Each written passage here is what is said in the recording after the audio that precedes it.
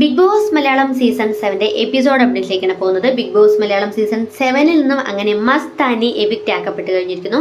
Mastani evict ആകുമ്പോൾ ചില കാര്യങ്ങൾ പറയാതെ വയ്യ.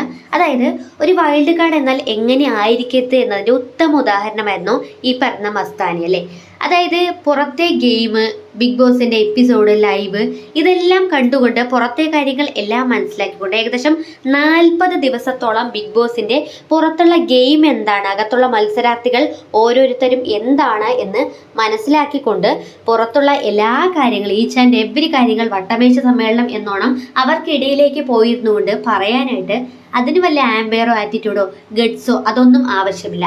അതല്ലല്ലോ ഒരു വൈൽഡ് കാർഡിൻ്റെ ഗെയിം എന്ന് പറയുന്നത്. പുറത്തുള്ള മത്സരാർത്ഥികളുടെ ലൈഫ്, ബോയ് ഫ്രണ്ടിനെ കുറിച്ച്, അറബിക് കല്യാണം, അങ്ങനെ പുറത്തെ പല കോൺട്രവേഴ്സ്യൽ ആയിട്ടുള്ള തിങ്സും അകത്ത് പോയി ഓരോ കണ്ടസ്റ്റൻസിനോടും പറയുക.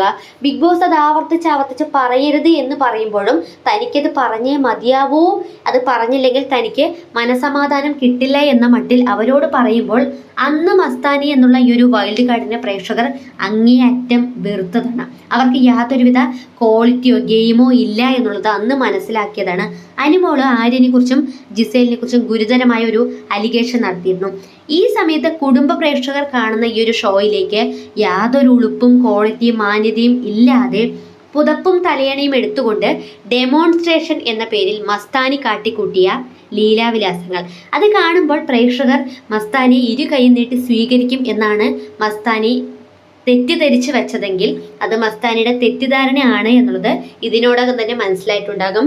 മാത്രമല്ല, നോമിനേഷനിൽ വന്ന് ആദ്യം തന്നെ എവിക്റ്റായി പോകുന്ന മത്സരാർത്ഥികളിൽ ഒരാൾ അല്ലെങ്കിൽ വൈൽഡ് കാർഡുകളിൽ ഒരാൾ എന്നൊരു പ്രത്യേകത കൂടി നമ്മുടെ മസ്താനിക്കുണ്ട്. ആദ്യത്തെ വീക്ക് നോമിനേഷനിൽ ഇല്ലാത്തത് കൊണ്ട് മസ്താനി എവിക്റ്റ് ആയില്ല. എന്നാൽ രണ്ടാമത്തെ വീക്ക് നോമിനേഷനിൽ വരികയും ചെയ്തു. പ്രേക്ഷകർ പിടിച്ചങ്ങ് പുറത്തേക്ക് തള്ളിക്കളയുകയും ചെയ്യും. നമ്മളിപ്പോൾ യാതൊരു വകതിരിവും ഇല്ലാതെ ഈ ഡബിൾ മീനിങ് ആയിട്ടുള്ള വാക്കുകൾ, ഡബിൾ ഡാഡി സിൻഡ്രം, കേട്ടാൽ അറപ്പുളവാക്കുന്ന വാക്കുകൾ, ഇതൊക്കെ പറയുമ്പോൾ ഫാമിലി ഓഡിയൻസ് അതൊക്കെ അക്സെപ്റ്റ് ചെയ്യും. അല്ലെങ്കിൽ ഫാമിലി ഓഡിയൻസിൻ്റെ ഇടയിലേക്ക് അതൊക്കെ വലിയ എന്തോ ഒരു കാര്യമാണ്, അല്ലെങ്കിൽ തൻ്റെ എന്തോ ഒരു മാറ്റിമറിക്കപ്പെടുന്ന ഒരു ഗെയിമാണ് എന്നുള്ളതാണ് മസ്താനി വിശ്വസിച്ച് വെച്ചിരിക്കുന്നത് എന്നുള്ളതാണ് എനിക്ക് പേഴ്സണലി മനസ്സിലാക്കാനായിട്ട് സാധിച്ചിരിക്കുന്നത്. ഇപ്പം മസ്താനി ഇപ്പോഴും അല്ലെങ്കിൽ ഇന്നലെ എവിക്റ്റ് ആവുന്ന സമയത്തും ലാലേട്ടനോട് പറഞ്ഞൊരു കാര്യമുണ്ടായിരുന്നു.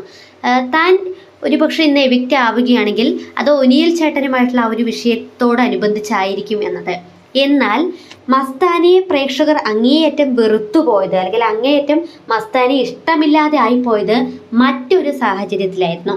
അപ്പാനി ശരത്ത് എവിക്റ്റായ സമയത്ത് മസ്താനി കാട്ടിക്കൂട്ടിയ ആ ഒരു ലീലാവിലാസം അല്ലെങ്കിൽ മസ്താനി കാട്ടിക്കൂട്ടിയ പ്രകടനം നമ്മളോട് ഇത്രയൊക്കെ പ്രശ്നങ്ങളുള്ള ഒരു വ്യക്തിയാണ്, അല്ലെങ്കിൽ നമ്മളുമായി എന്തൊക്കെ തർക്കങ്ങൾ എത്രയൊക്കെ നമ്മൾ ദ്രോഹിച്ച ഒരു വ്യക്തിയാണെങ്കിൽ പോലും ആ ഒരു വ്യക്തിക്ക് എന്തെങ്കിലും അപകടം സംഭവിക്കുമ്പോൾ അല്ലെങ്കിൽ എന്തെങ്കിലും ആപത്ത് സംഭവിക്കുമ്പോൾ അവരേതെങ്കിലും പ്രതിസന്ധി ഘട്ടത്തിലാവുമ്പോൾ അവർക്കൊരു താങ്ങാവുക അല്ലെങ്കിൽ ഒരു വാക്കുകൊണ്ടെങ്കിലും അവർക്കൊരു ആശ്വാസമാകുക എന്ന് പറയുന്നത് മനുഷ്യർക്കിടയിലുള്ള ഒരു മാനുഷിക പരിഗണനയുടെ ഭാഗമാണ്, അല്ലെങ്കിൽ മാനുഷിക മൂല്യത്തിൻ്റെ ഭാഗമാണ് എന്ന് പേഴ്സണലി വിശ്വസിക്കുന്ന ഒരു വ്യക്തിയാണ് ഞാൻ. അങ്ങനെ ഇരിക്കെ അപ്പാനി ശരത്ത് തന്നെ തെറി വിളിച്ചു, തന്നെ മോശം പദപ്രയോഗം നടത്തി എന്നതിൻ്റെ പേരിൽ ആ ഒരു വ്യക്തി എവിക്റ്റ് ആയ സമയത്ത് ആ ഒരു വ്യക്തി എവിക്റ്റ് ആവുമ്പോൾ ഒരുപക്ഷെ പൊട്ടിക്കരയണമെന്നോ അല്ലെങ്കിൽ കണ്ണീര് പൊഴിക്കണമെന്നോ എന്നൊന്നും ഞാൻ പറയുന്നില്ല. പക്ഷേ അവർക്കൊരു മൗനമായിട്ട് അവരോടൊപ്പം ചേരുക അല്ലെങ്കിൽ അവരുടെ ആ ഒരു സങ്കടത്തിൽ പങ്കുചേരുക എന്നത് ഒരു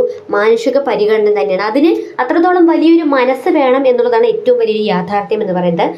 അത് മസ്താനിക്ക് ഇല്ല എന്നത് മസ്താനി തന്നെ തെളിയിച്ചതാണ്. മസ്താനി പ്രേക്ഷകർക്ക് മുൻപിലേക്ക് ക്യാമറയുടെ മുൻപിൽ വന്ന് നിന്നുകൊണ്ട് പറഞ്ഞതാണ്, thank you Bigg Boss, thank you പ്രേക്ഷകർ, thank you Bigg Boss, thank you പ്രേക്ഷകർ എന്ന് പറഞ്ഞുകൊണ്ട് ഈ ഒരു വ്യക്തി എവിക്റ്റ് ആവാൻ എന്നെ സഹായിച്ച എല്ലാവർക്കും നന്ദി എന്ന് പറഞ്ഞപ്പോൾ തന്നെ പ്രേക്ഷകർ മനസ്സിൽ ചിന്തിച്ചതാണ് അടുത്തയാഴ്ച മസ്താനി ആയിരിക്കും ഈ വീട്ടിൽ നിന്നും ഇങ്ങനെ എവിക്റ്റ് ആവാൻ പോകുന്നത്. അന്ന് മസ്താനി എവിക്റ്റ് ആകുമ്പോൾ ഈ കൂട്ടത്തിലുള്ള ആരെങ്കിലുമൊക്കെ ഇതുപോലെ ക്യാമറയ്ക്ക് മുൻപിൽ നിന്നുകൊണ്ടോ അല്ലെങ്കിൽ ഇതുപോലുള്ള പ്രകടനങ്ങൾ നടത്തും എന്നത് അതിനുള്ള ഏറ്റവും വലിയൊരു സാഹചര്യമാണ് ആര്യൻ ഒരുക്കിയിരിക്കുന്നത്.